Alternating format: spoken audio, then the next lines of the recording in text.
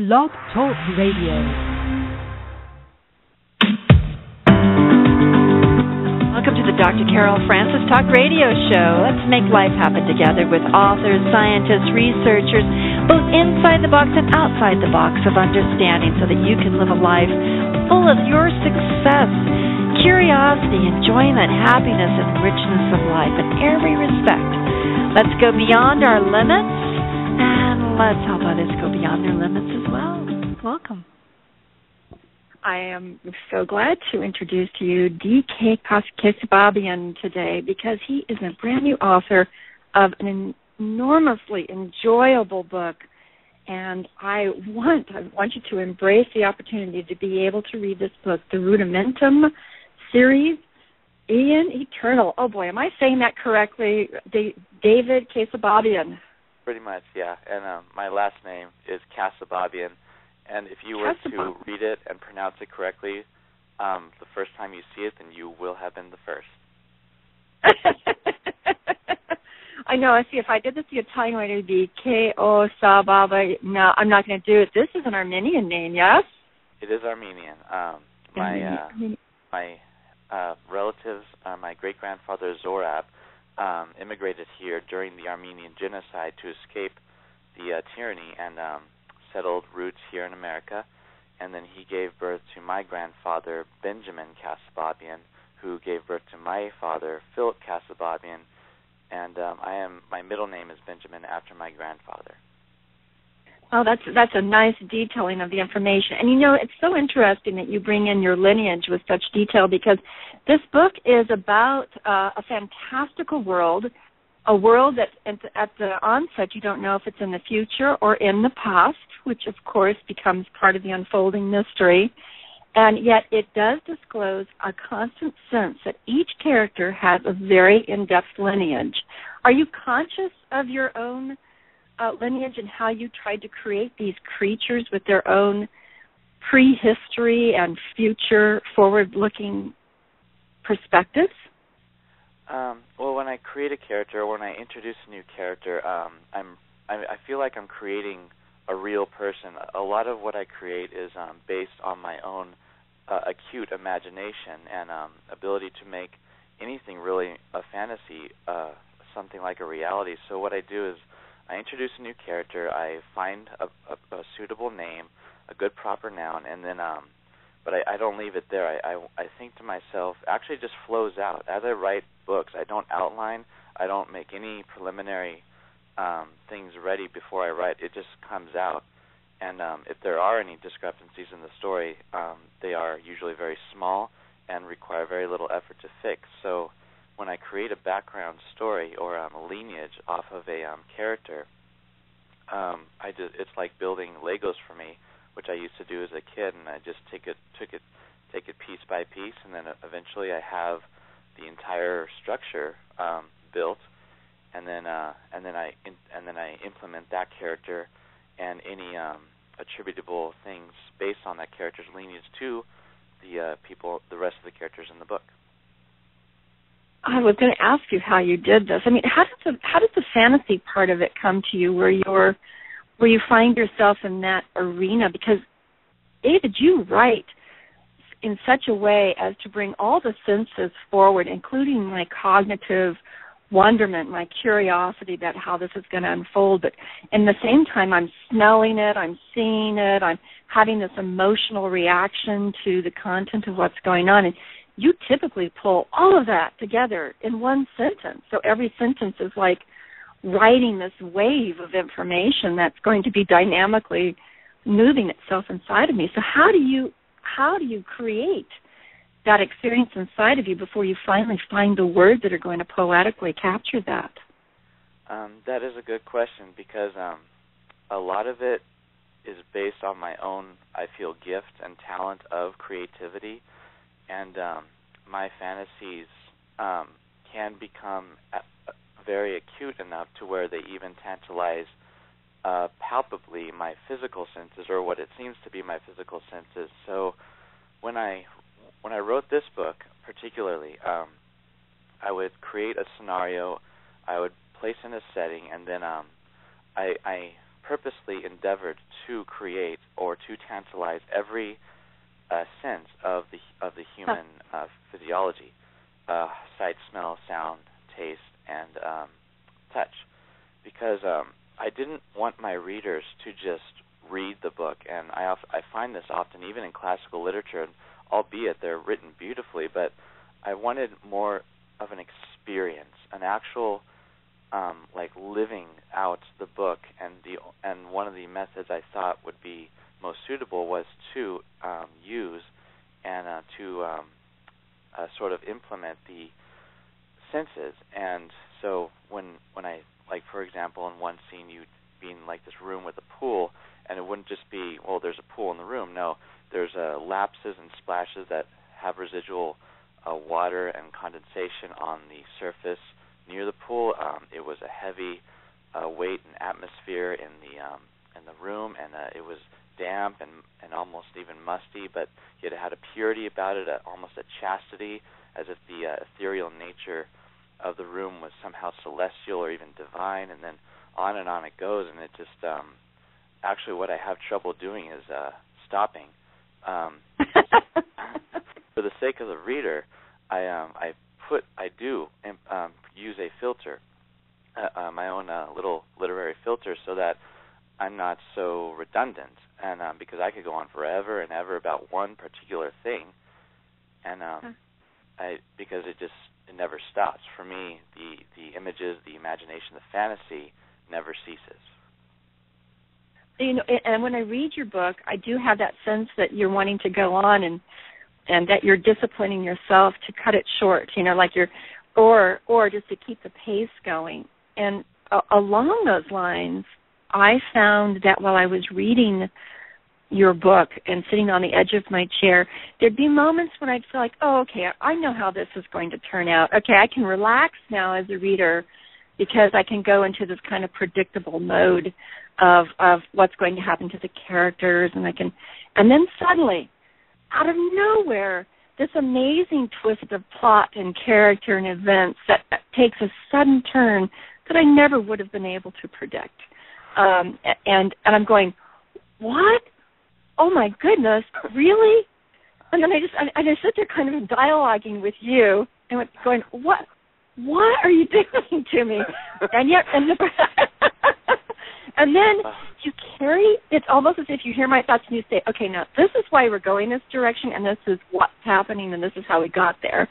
And it is such a beautiful dialogue between my movement, my own adventure in reading the book and seeing actually the characters and events evolve. At the end of the book, I'm sitting there thinking, wow, that's how far we came with this main character. Well, you're laughing, so what are you thinking about all that I'm saying? It just, I'm amused on multiple levels here, because one, I went to college, and my favorite classes to take were English and writing classes, just to learn more about my native language. But I never got too far past remedial English or remedial writing. I never even finished school. I probably have a handful of credits, and never once in my entire life have I taken a creative writing course. And so, amazing. On that, I just personally, I just feel that this is nothing more than a God-given talent. And I was asked a question by a person who tested me on the Myers-Briggs. She said plainly, "Why do you want to become a writer?" And I thought about it. I kind of went into a little dialogue, and I just ultimately I said, you know what? I just want to make people happy. And she just said, "Thank you." And so with your description and how it unfolded, it's actually a little surprising. I've read the book, multiple times, and it's almost rudimentary to me. However, when I hear people's reaction, and not yours but others, I go, how did I do this? It just like I said before, it just flows out. It's almost like a stream in my mind that's constantly going, and I generate these scenarios and events, and the only way it'll ever create substantial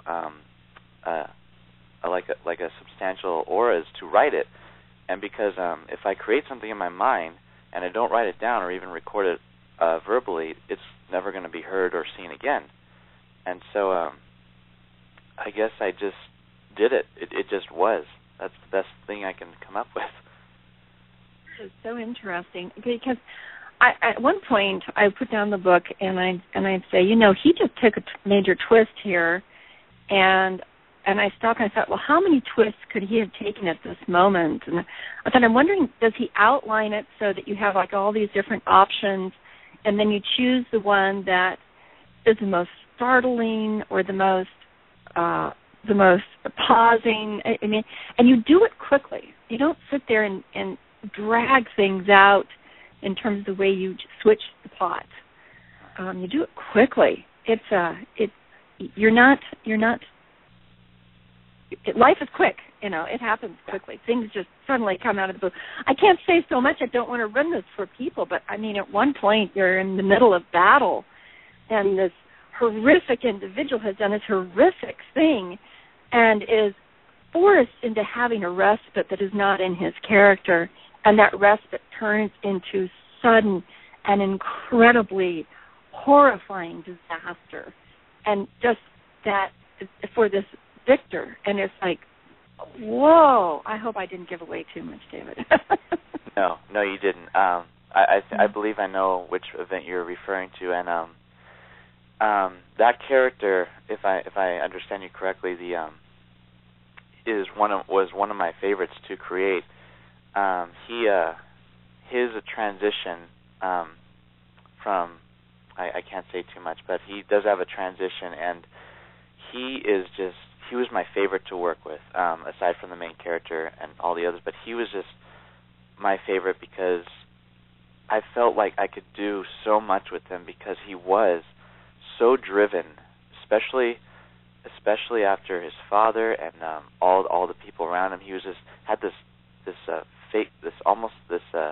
fakeness about him, this insincere air about him, and it was only in a radical and disastrous, cataclysmic event that it caused him to change. And in my experience, I find that the most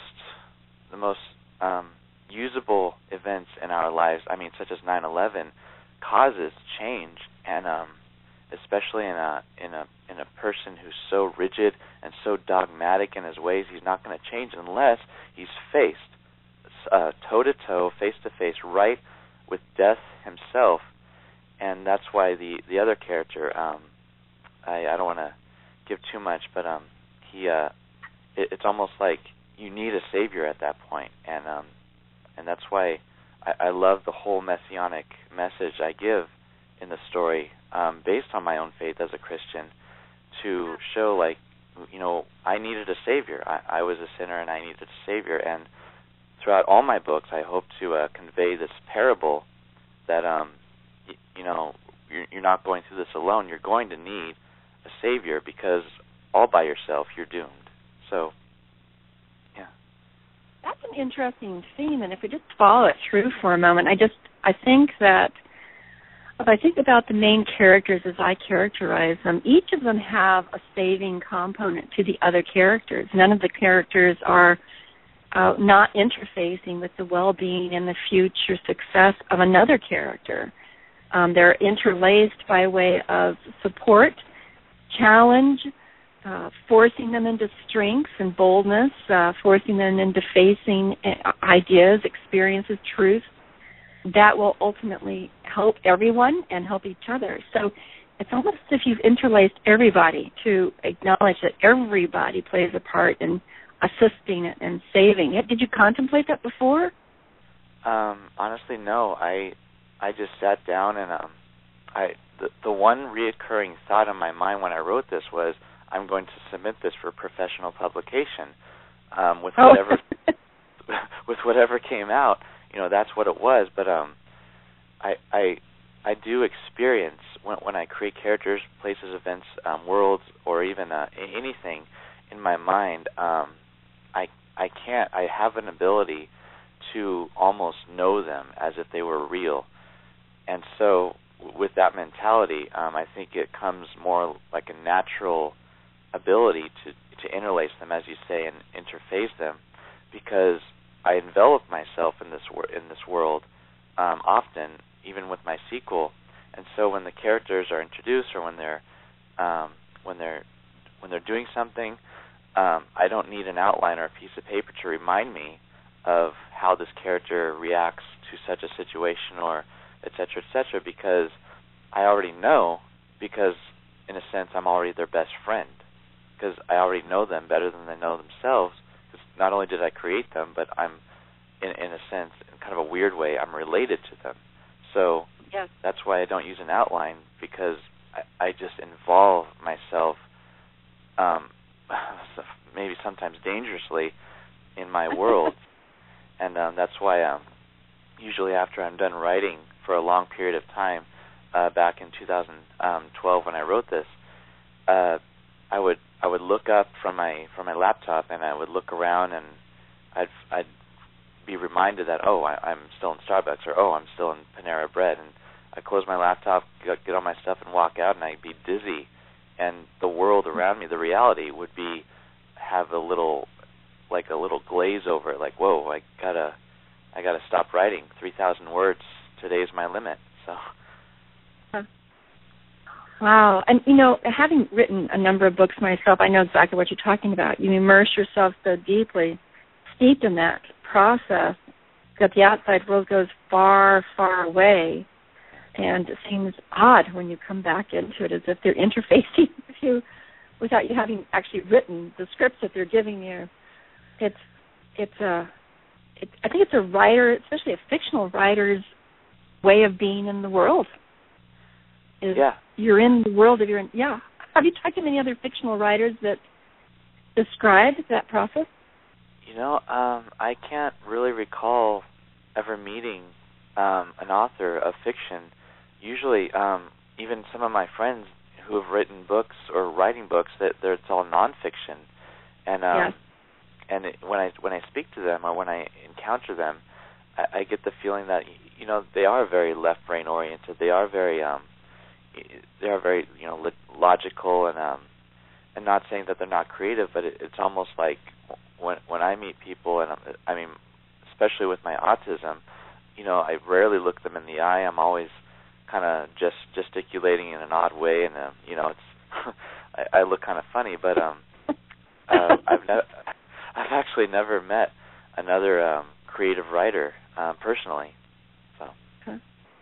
Well, I know you're bringing in your autism, and I do know that we want to travel down that road, and I thank you so much for being straightforward with that, because I think this is going to really enlighten so many people along the lines of autism and the autism spectrum. And do you want to go into that now? Because I have a million other questions, and fortunately we have enough time for all of them. So would you like to kind of describe what it's like to be autistic and to be this fabulous fiction novelist at the same time? Well, living with autism, foremost, has been, if I may say, a living hell, because it is a vastly misunderstood disorder. Moreover, as a child growing up in school, my parents and teachers didn't even have a clue that I even had autism at the time. Actually, back then, when the DSM-4 was still in effect for mental disorders, it was Asperger's syndrome. And so I was constantly tested. I was given EEGs, everything short of an MRI, and I didn't know what was going on. All I knew that when I went home from school, rode my bike, I came inside, and the first thing was, I'm hungry, and then the last thing on my mind was to do homework. And when I was actually compelled to do homework, when my parents said, do homework right now, or whatever, it just, right. I've been struggling to think of an analogy to describe what it was like leaning over my accursed desk in my room, the rigidity, the discomfort, the awkwardness, the pencil in my hand, the way the abrasive lead rubbed against the paper just irked me so much.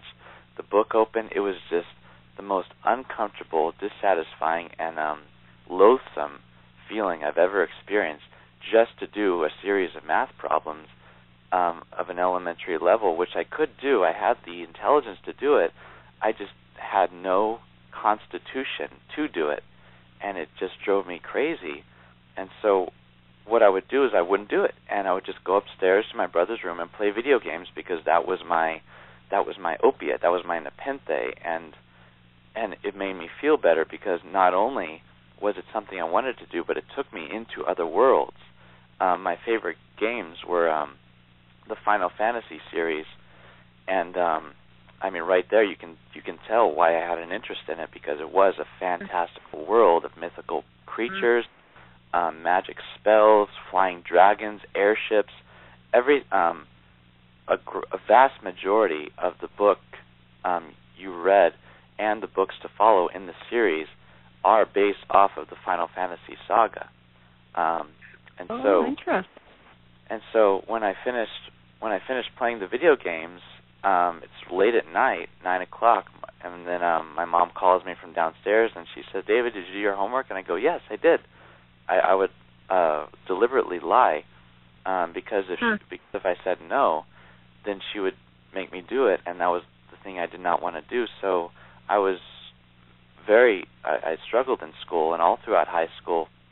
My parents didn't know what was going on, and then fortunately I did have sort of my own little personal savior in high school by the name of Mrs. Barcroft, and she was a directed studies teacher who specialized in helping students, high school students, develop and get by and pass school, but she had to break out the proverbial whip, because short of looking over my shoulder to make sure I do my work, she made me do it, and I just barely graduated from high school.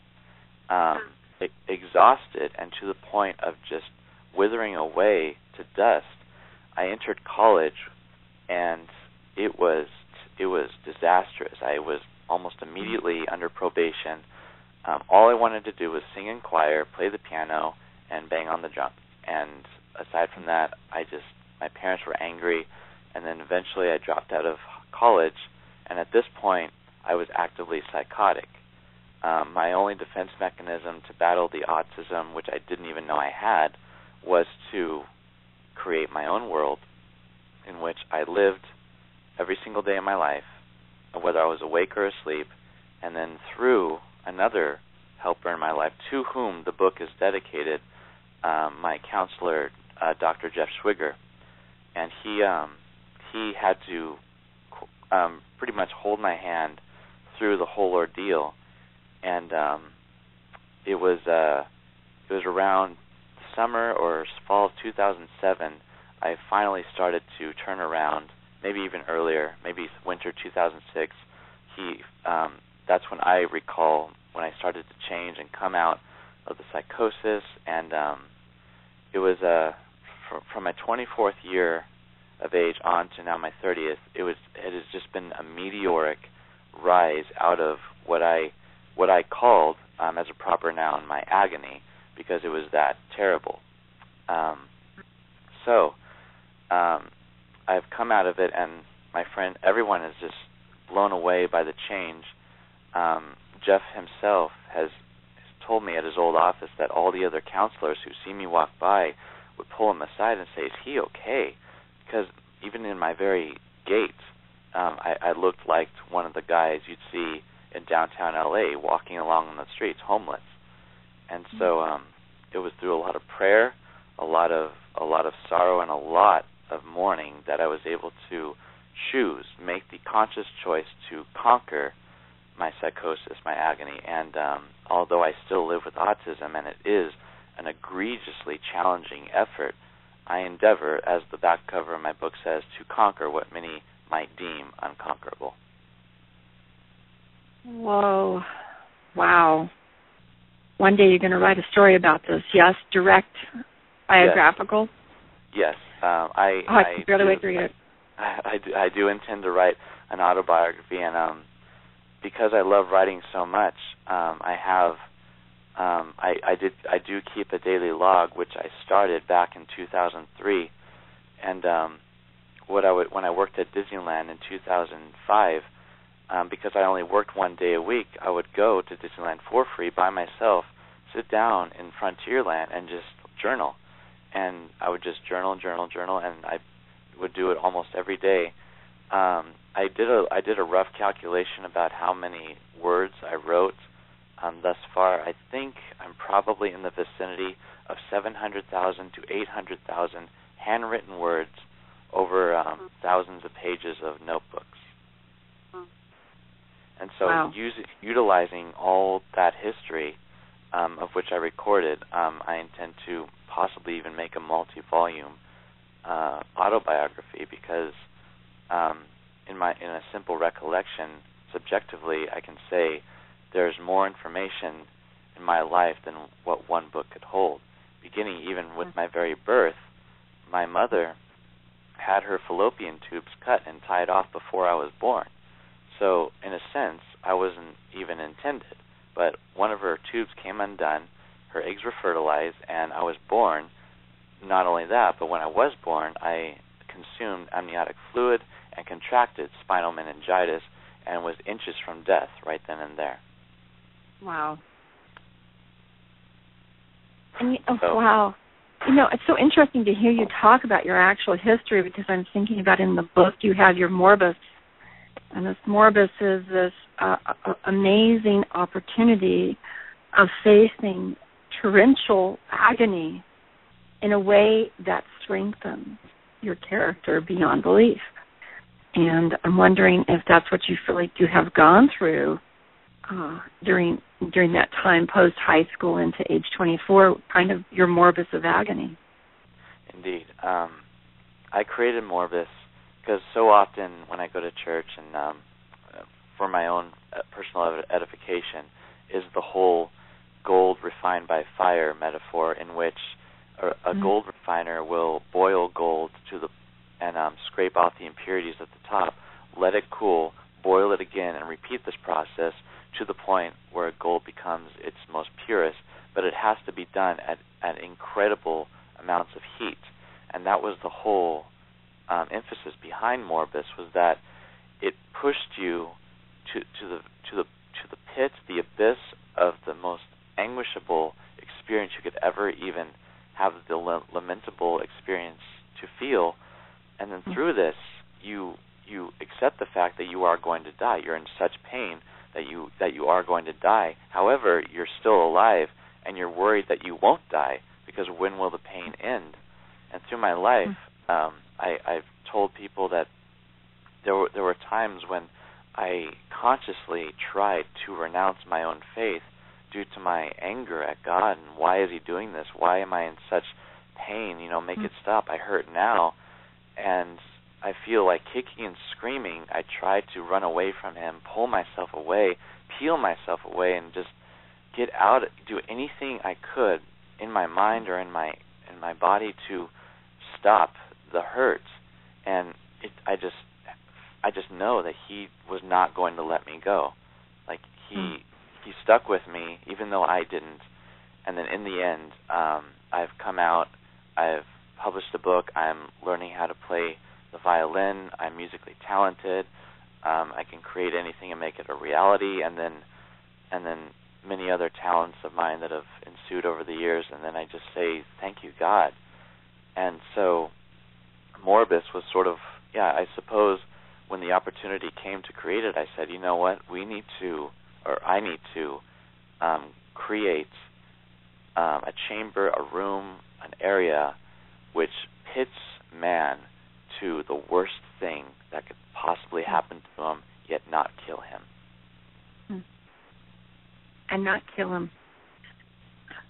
Wow. The other thing is that, you're saying that you kind of have this sense of destiny that, despite all odds, you are here, born, human, alive, despite these odds that you mentioned on your birth. And you convey that sense of destiny with each of your characters. All of your characters have this kind of feel to them. We are here for a collective purpose, and to be congruent with that purpose and to manifest it in support of our world is our greatest calling. Is that germane to you as well? I think so, very much so. If I were to make an ultimate conclusion as to what the book in its entirety symbolizes, I suppose you could say that all I was doing when I wrote it was emulating everything about myself into the book and what I've experienced, what I love, what I hate, what I enjoy, what makes me laugh, what makes me cry. And so I think in a sense the book is pure emotion, my pure subjective emotion. And I do feel this sense of destiny beginning with my birth and many other occasions in which I feel God has guided me. And one of the most substantial is my my suicide attempt in January of 2005, I believe. I found myself consuming some Excedrin, and unconsciously, mind you, I wasn't even deliberately doing it. For some reason, it was so automatic. And after consuming, I believe, 26 to 28 pills, I also automatically, by some means not of my own control, threw on some shoes, a jacket because it was cold, and I walked. I stepped outside my house. I was all by myself, stepped outside my house, grabbed my phone, keys, wallet, like I normally do, poison in my veins, and locked the door and walked. And I had no idea why or what I was doing. In retrospect, it feels very, very ghostly as to how it happened, very ethereal. So I walked, and before I knew it, I found myself in my local hospital emergency room. Wow. Wasn't too far away, and I walked up and I sat down for a little bit, kind of looked around, then I walked up to the receptionist and said, I just tried to kill myself. And then she said, what happened? I said, I swallowed a whole bunch of pills. And she said, oh, okay. So she swung around, threw me in a wheelchair, rushed the doctor, and put me in a bed, and had me drink 3 quarts of what they call charcoal, like this liquid charcoal, to neutralize the poison. And for about 9 hours, I was nauseous, and because of it, and even vomited up the contents of the charcoal. And my mom was called, or I called my mom, told her I was okay. She came down and kind of sat beside my bed, and so after 9 hours, the doctor finally concluded that the threat is past, that the poison is out of my system, and I am no longer in danger. So psychiatrist comes obviously and asks if I want, if for rest and purposes of relaxation, to kind of kind of take a breather, as he put it, and to go to the Cerritos College psychiatric ward, kind of right by Cerritos College. And I actually said yes. I said, yeah, I'll go. But many of my friends said, yeah, they probably would have 5150 you. And I go, yeah, probably. So I went there, and I was there for 9 days, and I just sort of kind of went to bed and ate breakfast, did their arts and crafts, and watched a movie. They had a piano there. I played the piano. Everyone was very impressed that I found my piano playing, and just kind of took a breather. And then shortly after, not too much longer, I felt like I was a danger to myself, and told my mom, Mom, I want to die. I think I will try to kill myself again. And so I was admitted a second time to the Los Angeles psychiatric ward, and that also took hours because the psychiatrist had to come along again and determine that I was a danger to myself. And so then I spent 6 days there, and after that, and that was actually I didn't like the second one as much as the first because they were more strict, but I just kind of I was reading Les Miserables at the time, unabridged, and that was also another. That's a heavy, dark book too. Oh, that's so dark. Very much so, and dark. Much so. And I like the fact that Victor Hugo used such superfluous writing and went into great detail about things like rope, that it allowed me to sort of kind of separate my pain from that of something mundane, such as the bishop's interior decoration at the beginning of the book and his financial records. I'm like, this is good. I like this because it is mundane and it is ordinary. So reading the book, I was at the psychiatric ward, was released on the recognizance of my mother and the doctors. So finally, after that, it was about 2005. I was working at Disneyland, and then slowly, just very gradually, Jeff started to see change, and just step by step, stroke by stroke, baby step by baby step, I came out and never went back to a psychiatric ward. But it was definitely an experience to have to come along. And in reference to the destiny issue, I just feel that no matter what I do have sort of a destiny, I feel, and an extraordinary one at that. And I also feel that everyone has this destiny, but and like an extraordinary value. But I feel that it falls on them to choose to embark on such a journey. And what detracts me personally from wanting to do this is the pain and the hurt involved in such an endeavor. And I kind of look at myself like, why would I want to do this? And I just say to myself, the rewards, the reward is foremost making people happy, but also giving a testimony to a story that I feel every time I tell it to anyone, they're just blown away. And maybe I'm missing out on the gravity of the whole situation because I say it with such nonchalantness, and it's like, wait, what am I missing? And so I guess by default I say, if anything, I got to get this story out. So my destiny, I feel, is to, with words, to convey and to articulate the fact that my life was saved a plethora of times. Wow, just like your characters. Yeah. Wow, yeah. Absolutely. And you feel that sense of destiny interchanged with that sense of agony, with that sense of calling to the future, with that sense of I have to do this regardless of where it takes me. And you are really conveying from the depths of your own experiences on a level of fantasy, a playful fantasy, a fictional arena, something that is such a personal and real drama on so many levels. Thank you so much for sharing all those details. And so your book, really very rich to know all of the depths of that. I'm just so excited about your other writings and how they'll address this as well, because your characters really embody the fight for life, the fight for love, the fight for community, the fight for the sustenance of the human race is even touched in and laced into the possible destruction of the human race, and the readers have to get that toward the end of the book. It's a fight for the ego, stupid ego, power, freedom, love, romance, divine connection, and the questioning of even the divine exists. Their book is an embodiment of all of these very fundamental human strivings, and apparently a reflection of your own fight.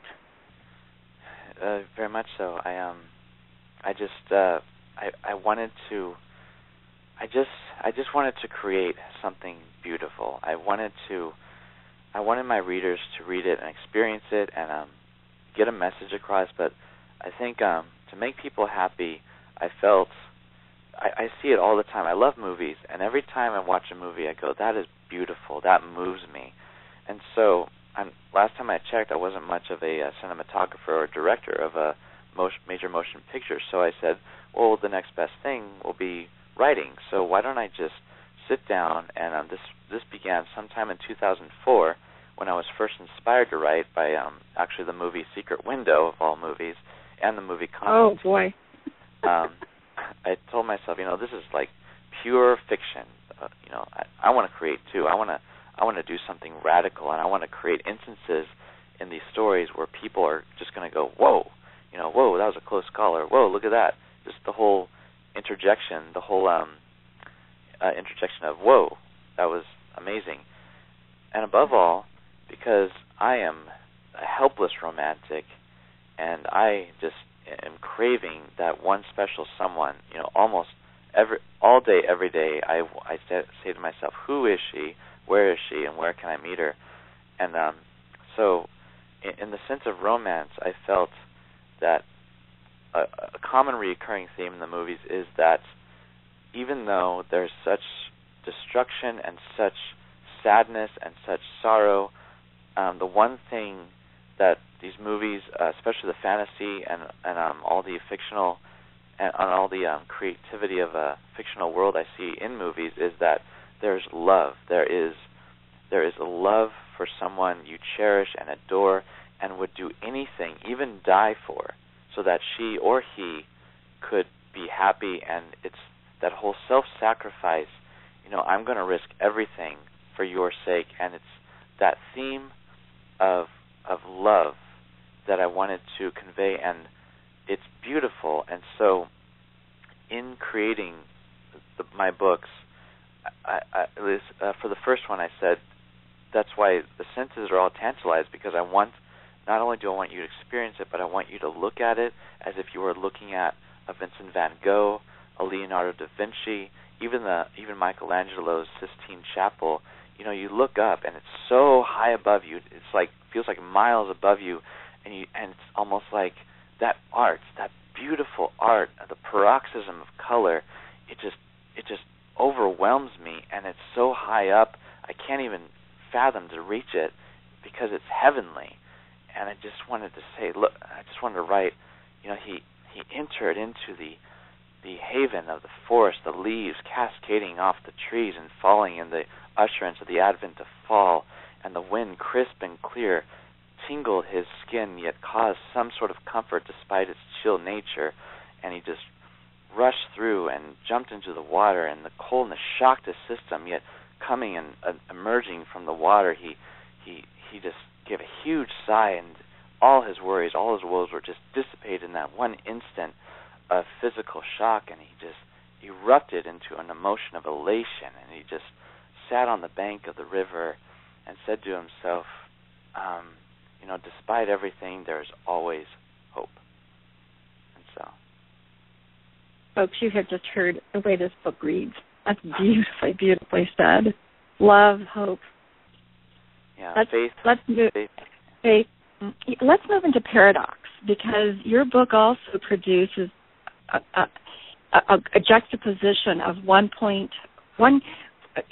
character can be one way, and then suddenly through something as like what you're saying, jumping into the water, they suddenly arise with the other side of them, their own internal paradox. Or here's an individual that's in pursuit of love and discovers love and puts love first and foremost, and yet the paradox is to choose that is going to ultimately, possibly, potentially catapult individuals into calamity, and many individuals into calamity. So this person is at the apex of the paradox of life, of choice, and you have paradoxes throughout your book, from the political points of view to how the individuals evolve and respond to the choices that they're on the edge of having to make, and that are going to be the tipping point of something wonderful or something not wonderful. You have constant a position of paradox. Were you conscious of that, or did you put that in there, or is that something in your own experience of life that extends, or all of that? Well, I don't think I consciously did it, but I do feel I subconsciously did it, because I feel advantageous in that I never took a creative writing class. Moreover, when I do read books, they are very structured. They have a certain rhythm and rhyme to it, and that's all good and fine. I enjoy reading all the time, and I like the structure. However, I feel as a writer, I want to draw outside the lines and be that one musician or that one artist who says, I'm going to do something different, like Pablo Picasso. Before he went abstract, he was very, very much of a realistic art, or realism, still life. And so, like Picasso, in a sense, I created what I felt, what life was really like. I talked to people, my friends, my family, my coworkers, and the last thing their life is structured and rudimentary and even logical, and they're always changing. They're always impulsively choosing something that's even outside their own character. And when I created Aeon Eternal, all the characters, I would throw them in there, and even my father, who read the book, he said, this guy, at one point he's doing this, but all of a sudden he's doing this, and then he's back here again. I'm like, well, yeah, isn't that how we kind of live life? It's like we find ourselves in a period of indecision. We don't know what to do. We don't know what's right or what's wrong. We just sort of like go with the flow, and they say, why can you never step into the same river twice? It's because it's always moving, it's always changing, and it's sorely unpredictable. And I guess subconsciously all these paradoxes arose because of the fact that I wanted to emulate a sense of life and and the unpredictability of life, and the violent nature and the violent occurrences life can so recklessly produce for us. And we don't always have time to think or time to choose what we think is best. Sometimes we just have to go for it, or just do what. And you know what? Sometimes we choose the wrong choice, and we have to face the ramifications. And in doing so, picking up the pieces, as it were, we become stronger as a person, because now we know if this happens again, I'll have a better idea of what to choose. And that's the whole point of living, is to make mistakes so that we can grow. Because if we make all the right choices, then we're perfect, and no one is perfect. And I don't even think this book is perfect. I think it has beauty in that it is flawed. That there were my cousin pointed out a lot of spelling errors, and I'm like, oh wow, I got to talk to my editor. But it's like I think the most every beautiful, book, yeah, every book, right? I think the most beautiful things and the most meaningful and inspirational and above all edifying things are the things that are flawed. We strive so hard for perfection that I fear we're missing out on the pulchritude evident in those that are actually very far from perfection. How does that? Wow. Yeah, none of your characters have this perfection. They all have their Achilles heels. They all have that kind of glitch of humanity, whatever their particular situation is. And their circumstances are not perfect either. They may be in pursuit of warmth and find themselves freezing in the icy clutches of death. It's just, it's like, whoa, that's not why we went off and did this. This is not what we anticipated. What is this? Why is this the consequences of our decisions? And yet, standing back and looking at it, you go, well, of course that's a consequence of your decision. Don't you see how this, and this led to that? And it's simultaneously you seem to be writing from a perspective of, I'm not going to say God, but kind of like that narrative, that narrator that rises above and looks at all the dimensions going on and then decides to kind of focus into a situation. Reminds me when my son plays Grand Theft Auto and we'll suddenly go to a different character and we've left one domain, we zip up into the space and then come down to a entirely different simultaneous event taking place. And all in all, they're gonna connect. And you do have this wonderful way of putting all these threads out there and just stop. You don't finish the thread, but you do enough of connecting the threads and early in the book that you know that the author is going to connect this dangling thread down the road, and the anticipation of how you're going to connect that dangling thread down the road makes me feel like you're writing the book as a perspective of God, so to speak, the above a narrator, and then simultaneously we enter, compelled to be fully encased in the senses and experiences of the character who is now in the present, who doesn't know the future, who just knows the decision to be made given the event and information they know in the moment. And then suddenly rising above and having this perspective on a more global basis, and then back down to the blindness, the veil of being in the immediacy of the human experience. Did you experience that while you were writing it? I'm trying to think. I suppose I did have that sort of top-down, that sort of a heavenly or that astrological view, like looking down at the whole picture and seeing it for what it is.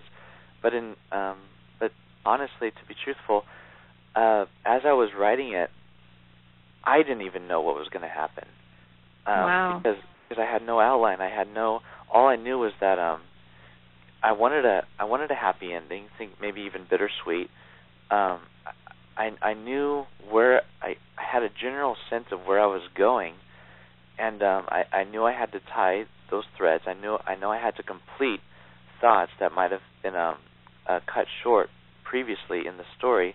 That was one thing I discerned as a writer. You don't want to leave anything unfinished. Depending on how the story unfolds, maybe you do. However, as I was writing it, I was in the moment. I would reread what I previously wrote to get an idea of where the story last left off, and then I would sit down, and then it just sort of, my fingers just sort of typed on the keyboard, and my mind was working, and I said, almost in real time, let's have it do this, then let's have it do this. He went here, this happened. Oh, I have an idea. Let's build this idea up and set it up so that it can happen. And then slowly, like building a puzzle, it just sort of fell into fell into place. I don't think I really had much of a like as you say a God view, so to speak. I sort of lived the story almost like how a prophet might interpret the world, because he has this clairvoyance and he knows what's going to happen, but at the same time he's not God. He's still on a terrestrial plane. He still sees things in real time, even though he knows what's going to happen. So then how, in light of all that, one of the questions that, as a writer, to you I'm a writer of nonfiction, you're a writer of fiction. Fiction is an incredibly different process. And as a writer, when and how do you decide to edit, to cut, to eliminate? Because there are times when you could have gone on and described the next battle or the next event, and instead you say, okay, enough. We have done enough of this. You get the point. Now let's move you to the next point. And it is a delightful way of keeping the book going and kind of implying all the in-between materials, because you're following the important messages and not necessarily all the details of this. You could have made this book 1,000 pages long. You didn't. You're kind to the reader. You move it along, and you edit it. So how did you decide to edit this? What were the elements you said, okay, this has got to go, this is too much information, because that's hard. Yeah, I just after it was finished, or when I felt I was writing it, and I would do a lot of my editing during the writing. So sometimes I'd be at Starbucks and I'd sit down and I wouldn't add to it. I wouldn't add a single word to it. What I would spend my hour and a half or 2 hours of writing actually changing and editing and creating better patterns in the script, rather than making it longer, because I'd reread it and say, oh, no, that can't happen. There's an interesting story about, as the writing unfolded, I was at Biola University where I do a lot of my writing as well, having worked there for 4 years. I would go into the what was called the Student Union Building, or SUB, and I was there. I was going to have a nice, good session of writing. I was ready to go. I had my coffee, and at the time I was putting my entire story solely on a flash drive. Note to anyone: never do this. Not even for a trustworthy flash drive. I plugged in my flash drive. Yeah, I plugged in my flash drive, the one I got at Target. And I opened up, and it said file corruption, and I'm like, oh no. So the only way to access my story at that time was to what's the term they used, to reformat the flash drive. So I hit reformat, and I actually lost 1,000 words. Oh my gosh. They were completely gone, never to be regained. And I was so furious. Unfortunately, I then put the story on my hard drive and said, okay, that I'm never using this flash drive again. Closed on my laptop, was so angry I didn't even want to write. I went outside and punched the wall really hard, and then one of my friends saw the whole thing go down, and I'm like, oh shoot, I'm sorry, I'm angry. And we talked about it a little bit because he's a great guy, and I'm like, yeah, I lost a whole bunch of my stuff. So actually, I think after he kind of talked me down and said, okay, well, I'm here for you, I'll be praying, thanks.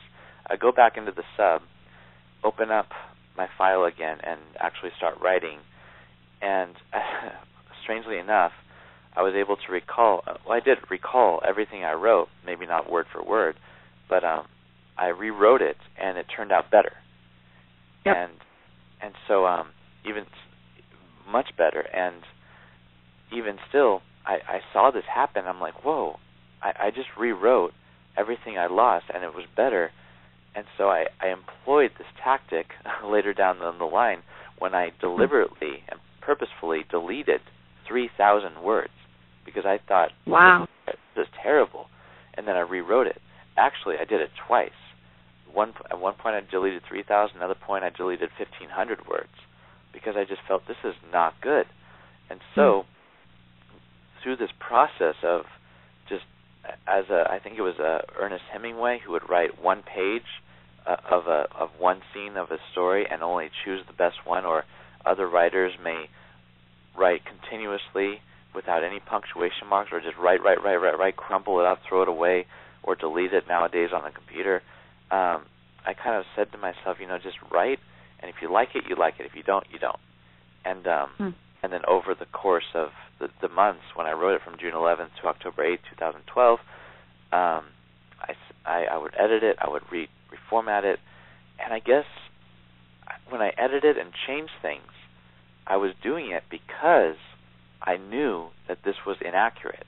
I said, this character wouldn't do this, or that scene wouldn't envelop that way because of so-and-so and because of da-da-da.